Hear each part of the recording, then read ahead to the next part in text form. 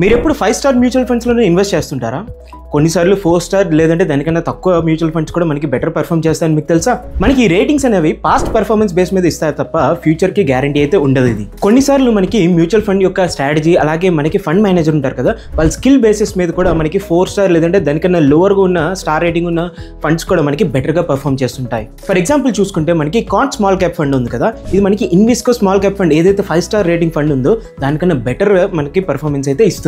అలానే better సార్టినో ratio కూడా వస్తుంది. అలానే ఇంకో ఎగ్జాంపుల్లో చూసుకుంటే మనకి ఇన్వెస్కో మిడ్ క్యాప్ ఫండ్ ఉంది కదా, అది Motilal Oswal mid cap fund కన్నా బెటర్ గా పర్ఫామ్ చేసింది 1 ఇయర్ అలాగే 3 ఇయర్ ఫ్యాక్టర్ లో. అలానే మనకి రిస్క్ అడ్జస్ట్మెంట్ మ్యాట్రిక్స్ ఉంటాయి కదా, షార్పెన్ అలాగే సార్టినో రేషియో, ఇది కూడా చాలా ఇంపార్టెంట్. ఇక్కడ సార్టినో రేషియో మనకి ఏం చెప్తుందంటే ఆ ఫండ్ తీసుకునే ఎవ్రీ ఎక్స్ట్రా రిస్క్ కి ఎంత రిటర్న్ వస్తుంది అనేది మనకి తెలియజేస్తుంది. అలాగే మనకి షార్పెన్ రేషియో ఏం చెప్తుందంటే ఓవరాల్ రిస్క్ తీసుకునే దానికి ఎంత రిటర్న్ వస్తుంది అనేది మనకి అయితే తెలియజేస్తుంది.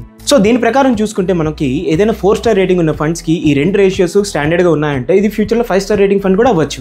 దీన్ని బట్టి మీకు ఏం అర్థం కావాలంటే ఏ ఫండ్ చూసుకున్నా అది ఎప్పుడు టాప్ పర్ఫార్మర్ గా అయితే ఉండదు. మనకి ఇక్కడ రేషియోస్ కన్సిస్టెన్సీ అనేది చాలా ఇంపార్టెంట్. సో రేటింగ్స్ కన్నా బెటర్ వాటి యొక్క కన్సిస్టెన్సీ మనం చూసుకోవాలి ఇన్వెస్ట్ చేసే ముందు. సో మీరు మ్యూచువల్ ఫండ్ సెలెక్ట్ చేసుకునేటప్పుడు ఏ ఫ్యాక్టర్స్ చూస్ చేసుకుంటారు కింద కామెంట్స్ లో చెప్పండి. అలాగే వీడియో మీ ఫ్రెండ్స్ అండ్ ఫ్యామిలీతో షేర్ చేసేయండి.